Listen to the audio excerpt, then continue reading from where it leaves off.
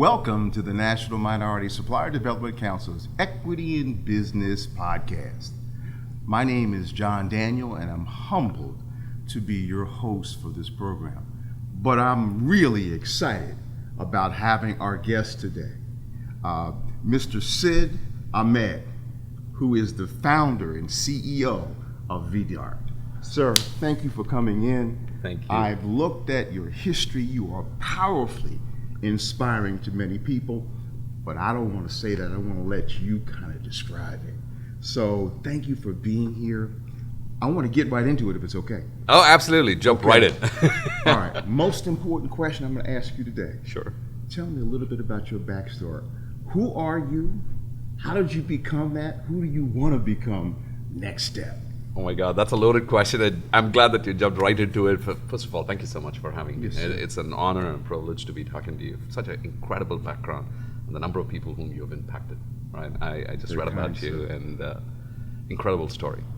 Just to give you a little bit of background who I am and what I do.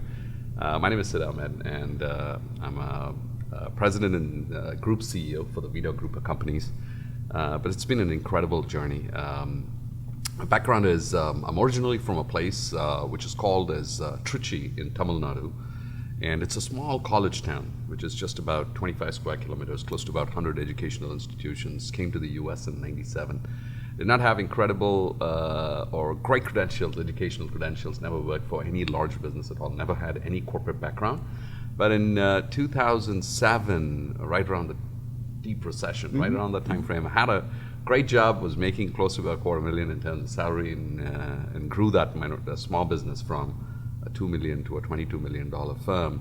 But through this journey, when I was working with these small businesses, I was always consistently talking to these, to my employers, stating that, hey, we got to think big and we got to do something really big, create a lot of employment opportunities for people. And there was never an appetite. They were all like lifestyle entrepreneurs and entrepreneurs who were really working to create an impact. So as a result of that, I decided, you know what, there's nobody who's going to come in and save you. You got to do it if you really have to create an impact in this world. And so 2007 started the journey. And in 2010, so worked for about 2 years, year and a half, 2 years from the apartment, grew that business to about, when we moved to our first office, it was about 2.2 million. But every year we kept on doubling. And I had this thing that we got to think big and act quick. And when we wanted to have more support for growing our business, one of the things what I did was I wanted to, this college town has this unique thing that it's all migratory talent, right? I've grown up with my father passed away when I was 21. And this town does not have any large employer at all. So as a result of which, majority of the kids who are raised in this particular place are single parents, all right? So I've lived with my father for exactly 21 months. Because 21 years was, so every year he would come for a break for 1 month for vacation. So that's the time frame. Understood. Right. So I had this desire, burning desire that, you know what, I want to create employment opportunities where people can live, thrive, grow in that. And at the same time, how is that workforce going to create opportunities for people globally, right? So that's what I did. And in 2010, started off with a 5-people team in Trichy. In our, we call it as a global capability center. Today it's close to about 750 people, supporting Fortune 1000 customers, all the customers whom we serve. So that's the story, and today we are close to, so I say as group CEO because we have like 5 companies. Started off with 1 and close to about 5 companies, about 4,000 people working in 30 countries. That's a quick story, but there's more to be done. I love it. I love it. But, well, tell me the formula to success for that. I mean, because what you just described certainly is a top of the stadium look, but there's something inside you. Yeah. There's a secret sauce here, and I think our viewers need to hear some of that. Absolutely. You can't give it all away. No, I would love to, and that's what I do. I wanted to share, and this is an open book. It's not trade secret, and I want to give as much as possible because I sincerely believe that a person like me who's a dud can do it. Anybody can do it, all right? No great credentials, no corporate background, and that's the underlying thing. And anybody can do it. And I want to share as much as possible. And that's the reason why I have my social channels where I talk about entrepreneurship and how do you really scale and grow businesses, right? Specifically, if you're a minority, and how do you do that, right? So one of the ways I look at it, John, is when I started the business in 2007, in 2010, we wanted to get certified, all right? And 2000, and I've seen the pattern recognition of how other large organizations in the minority space have been built. Like, for example, you talk about Mastech, you talk about Zones, or you talk about Worldwide Technologies. We want to be the next billion-dollar minority business enterprise, all right? And how do we do that? So in 2010, we got certified, and this is our 16th year of certification, and 2010, 14th year of certification. What we've done is, because I came from no corporate background, I did not know anything about how to actually gain access to customers. Because if I were to start a technology firm and I did not have that the certification, I would always have this challenge of dialing customers, trying to find out, going through various different directories, trying to figure out where customers are. But NMSDC is such a unique platform, and I think that is where the entire secret lies, all right? It's just that this particular organization gives you unparalleled access. Give me a pound. See, you just took it where it needs to be. I love it. Go ahead, please. Unparalleled access is what you get out here, right? And then after that is, I like there's a very popular saying is connecting the next cool dot. Guy Kawasaki says that. It is, you have to rise to the occasion.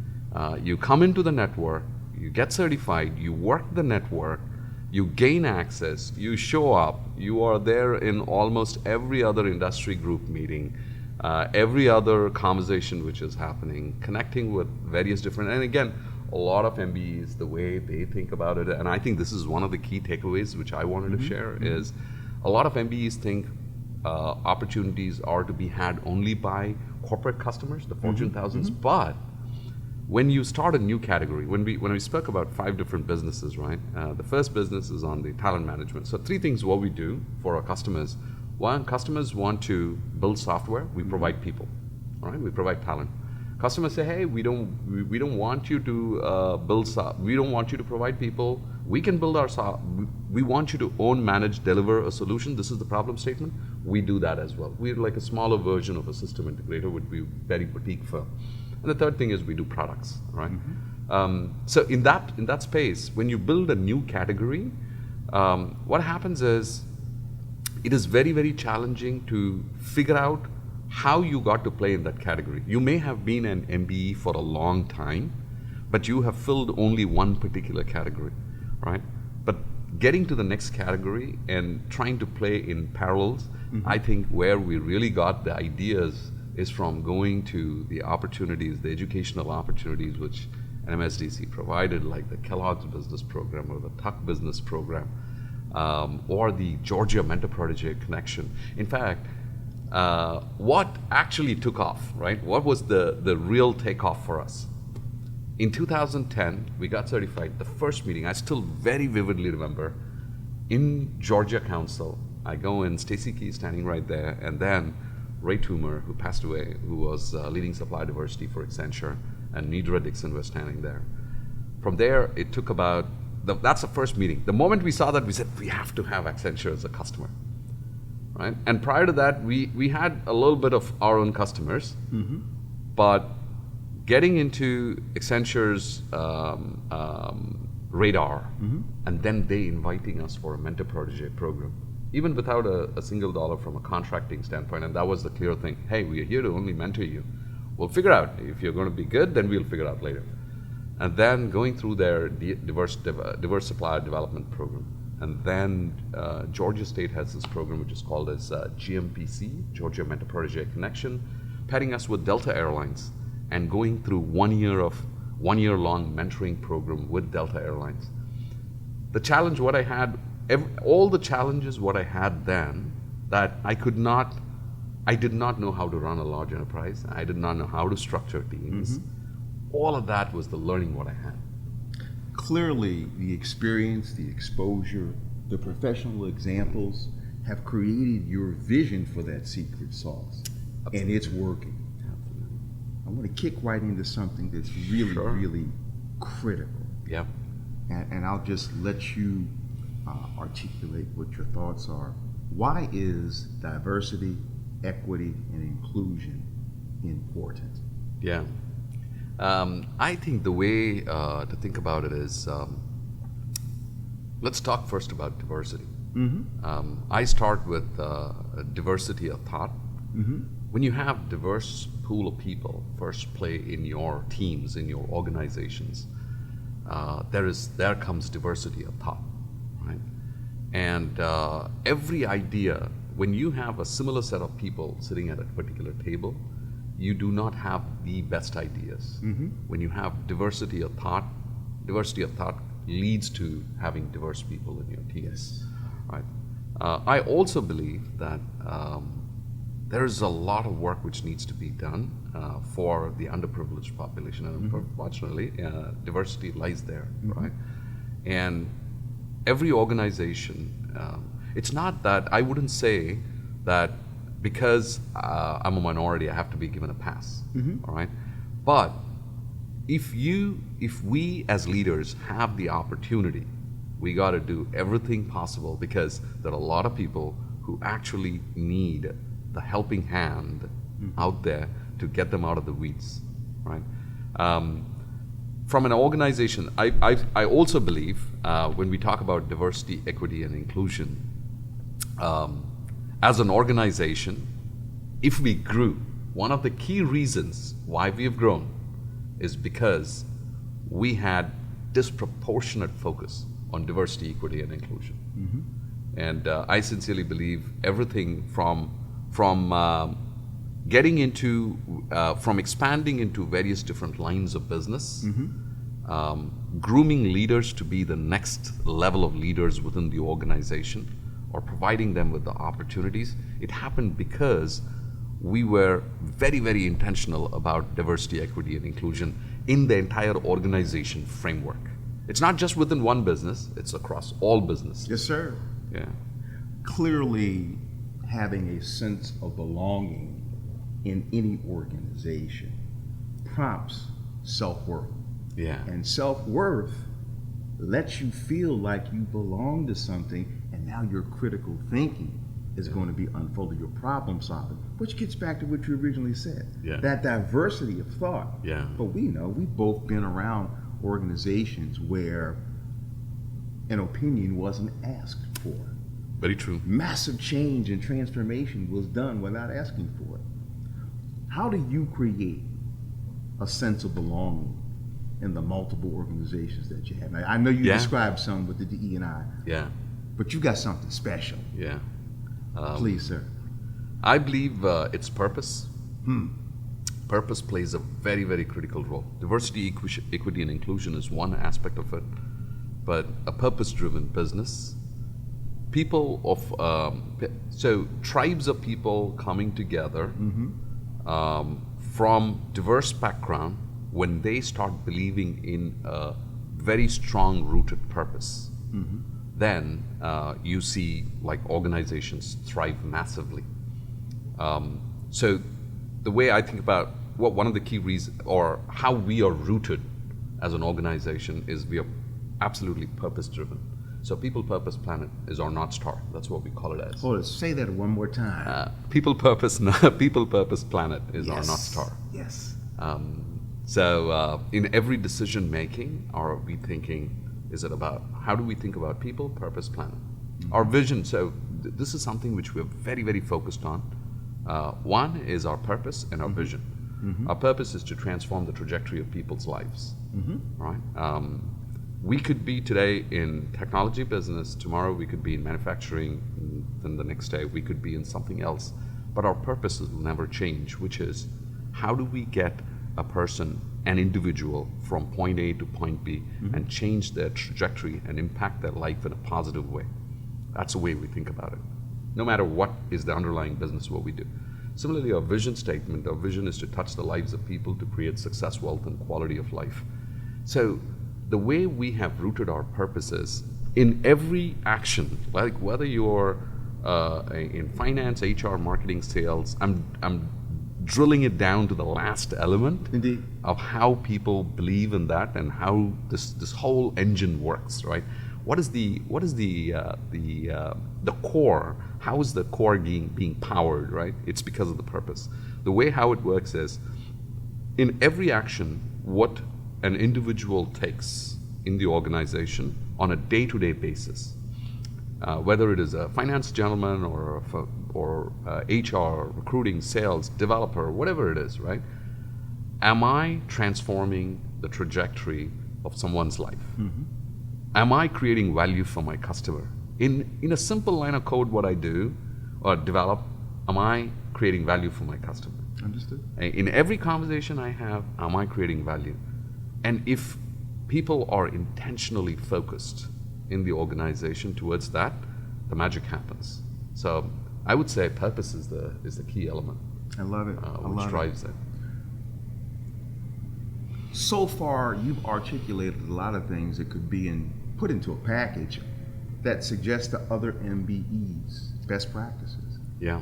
And I've got a couple things I want to work with and have you dig down on. Real simple stuff. Sure. Okay. Why is it important for MBEs to be successful in relationship to the American economy? Oh, okay. Why is it important for MBEs to be successful? I think first and foremost is, I'll be very raw. All right, it's your desire. As an entrepreneur, let's talk about MBE next. Let's talk about an entrepreneur. I'm with you. So you got to have that burning desire that I've got to.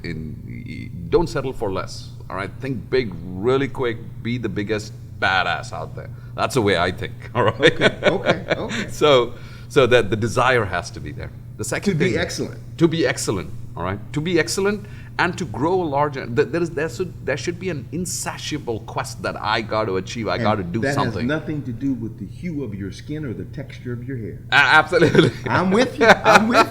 Compete. Absolutely. Yes. Compete. The next thing, why is it important for MBEs to be successful in this marketplace? First thing is the American economy. The way I think about it is the heart of American economy is small businesses, mm-hmm. right? And there are thousands and thousands of small businesses in the U.S. Mm-hmm. All right, not all of them are successful, right? Imagine when you have a broad canvas and the number of companies, there are only about 17,000 certified minority businesses, or 18,000 certified minority businesses. Imagine that 18,000 is a small drop in the ocean, mm-hmm. in the wide canvas, in the mm-hmm. hundreds and thousands of minority businesses in the U.S. And it is so important that these 17,000 need to thrive and survive, and they got to do the best. Understood. Right? So I always think it is it's a very, very small portion of the community which is really struggling to get to the next level.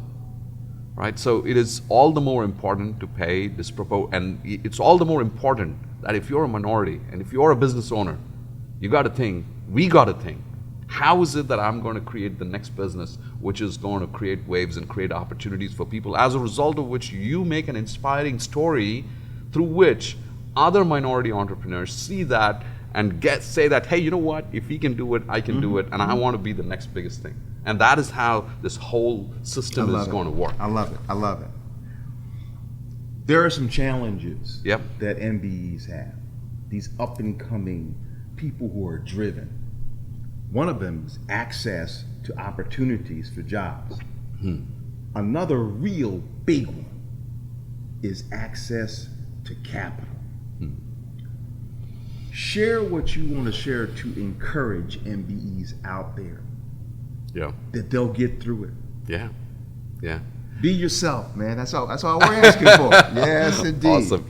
Here's what my take is. All right, so if you're a minority and access. So let's talk about two things. One is, as John rightly pointed out, John's question was, hey, minorities are looking for opportunities and you're not able, you don't see the opportunity. How do you access opportunities, all right? Skilled talent, non-skilled talent. I want to go down to that level so our audience are able to get a version of that as to where to look for opportunities, right? Skilled talent, non-skilled talent. Today in America's non-skilled talent, all right, it is just, if you have, you don't need to have a degree, but if you have the technical abilities in certain skill sets, you can do very well. Like, for example, there are opportunities, the skill trade like carpentry and craftsmanship. But I also think those are high-paying jobs. Those are in demand right now, right? So I also think it is so important for minorities to get into emerging jobs. Emerging jobs are the emerging technology jobs. Why? Because we will be in a position to eliminate generational poverty by getting into emerging tech jobs. If you're going to be in skilled trade, you would be in skilled trade. Skilled trade can pay you only to a certain extent. After that, it actually stalls. But if you are going to be in emerging technology jobs, this has the trajectory of growth as you continue to grow older, as you continue to learn new technologies, you continue to make bigger money. There are opportunities to think about entrepreneurship. Not that I do not say that when you are in a skilled trade profession, like for example, if you're a professional electrician, then maybe you might start an electrical company and you can grow through that as well. The point is, first is, if you're just looking for access to jobs, it's so important for you to get trained. And training is available everywhere. In the market is so ripe at this particular point in time. If you're a minority and thinking, oh my God, I don't have access to jobs, the first and foremost thing is you want to have yourself evaluated to see whether you have the skills or not. Okay, if you do not have the right skills, there are opportunities for training.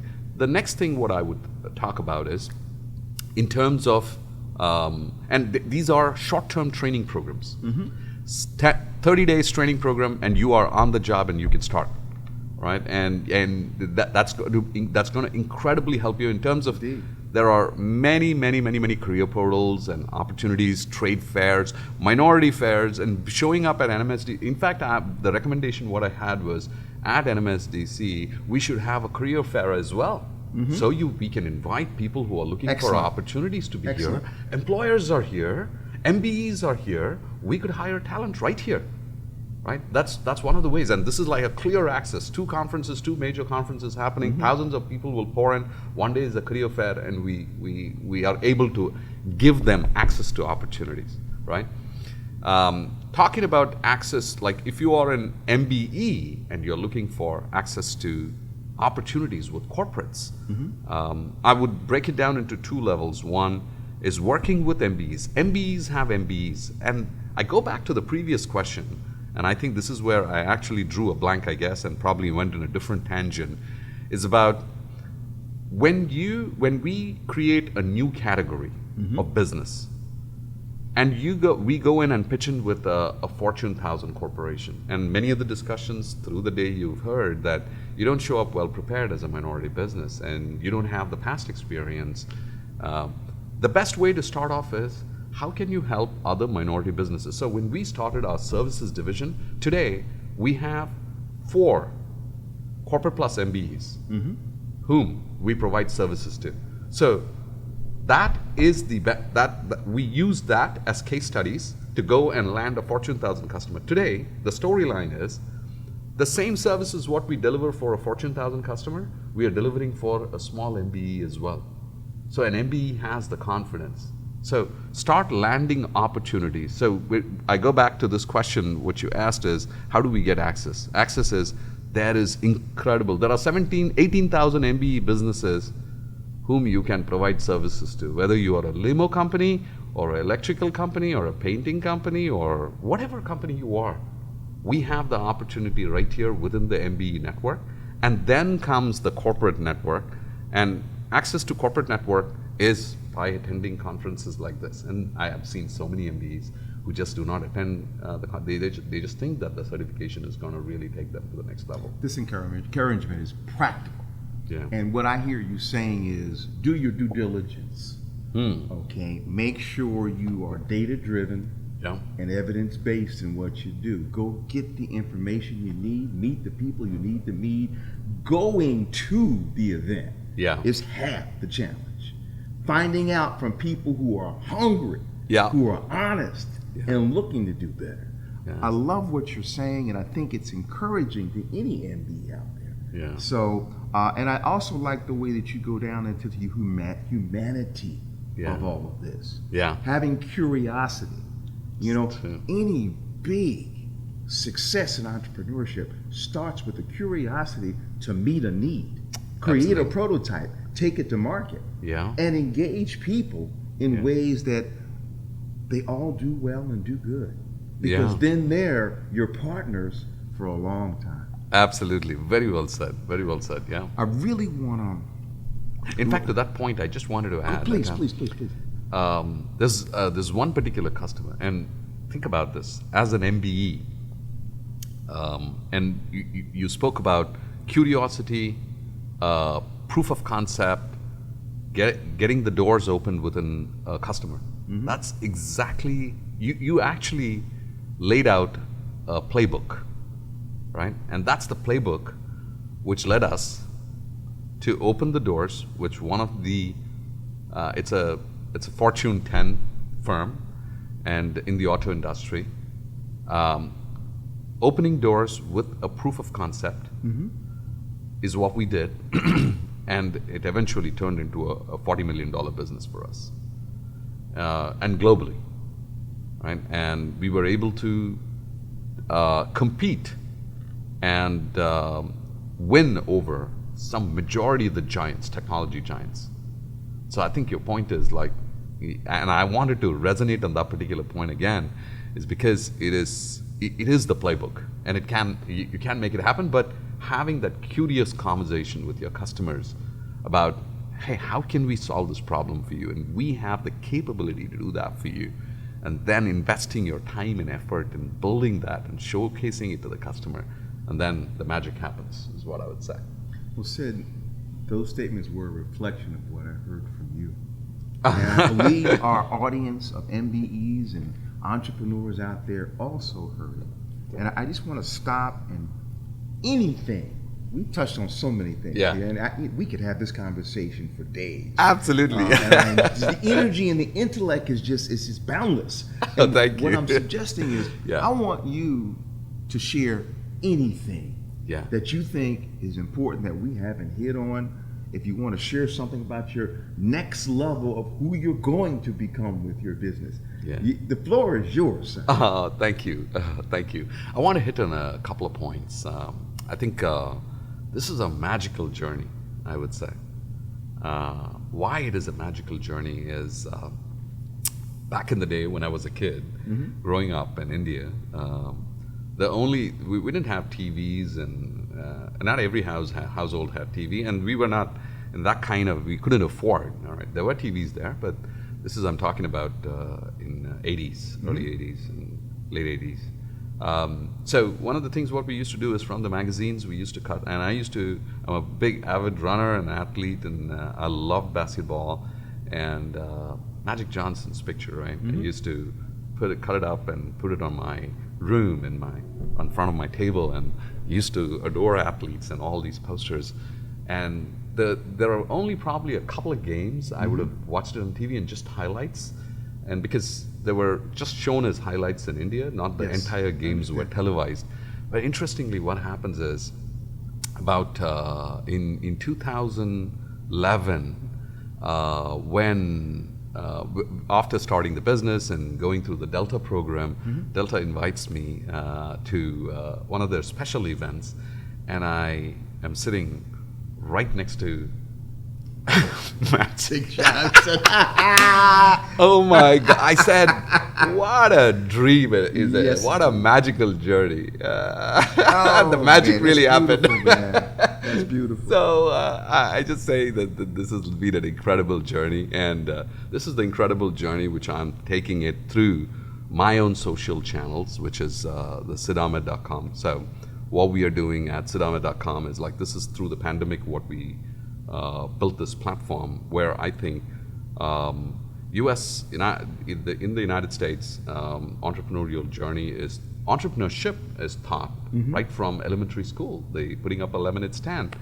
But unfortunately, India has been a services industry, services mindset population, and entrepreneurship has never been drilled down or taught. And people want to be more secure in their lives, and that's the reason why they take up a job and be secure. So my goal or my ambition is to create as many entrepreneurs as possible globally, not just in India, but everywhere. So we have close to 1.5 million followers now, and I sincerely believe that it's God has given that gift. That you know what, you've got that gift from God, and how is it that I can pass on the gift to others? That if I can do it, they can do it as well. And our audience love the content. It is predominantly about entrepreneurship. What does entrepreneurship mean, and what does purpose-driven entrepreneurship mean? How do you build organizations and scale organizations? So I do see there is a lot of younger audience. Now India is talking more about the startup culture, and everybody wants to do a startup. Startup and entrepreneurship, in my opinion, I might take a lot of flack for that, but the way I think about it is, startup is not just for a startup to have a quick exit and make money. Right? Yeah, there could be some people who would think about it that way, but I think entrepreneurship journey is about creating a legacy, right? Creating a positive impact, creating opportunities for people, and as a result of which they are able to and hit on the microeconomies, all right? Create microeconomies in remote places where through your journey somebody has been able to learn that, hey, you know what? I could build some water pumps with just the bare minimum tools, and then I can create opportunities for people. So that's what I'm doing in my journey, and where we are looking for at the next stage of the next things what we want to do. I'm writing a couple of books. One of them is about my entrepreneurial journey. There are a lot of entrepreneurs or executives who are in senior level positions who have this entrepreneurial drive, but they don't know, is it the right time to quit? Should I? And they are in golden handcuffs. Understood. with Fortune 1000 corporations. So I'm helping them think that, hey, you know what? I had a $250,000 job. I had 2 kids, the family, but how do you calculate that risk and take that risk? So that book is coming out in October, and then I'm also writing another book, which is about a lot of MBEs, because fortunately, I would say God has been kind, and I've been gifted to grow as an MBE to this scale. And we are Corporate Plus. We're the only minority firm in MBE network who has 2 firms which are Corporate Plus certified. Wow. So which is VDart and Demure. Congratulations. Oh, thank you. Fantastic. Thank you.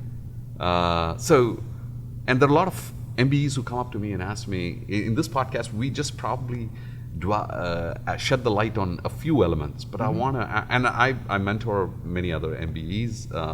How do you really maneuver and grow in this landscape?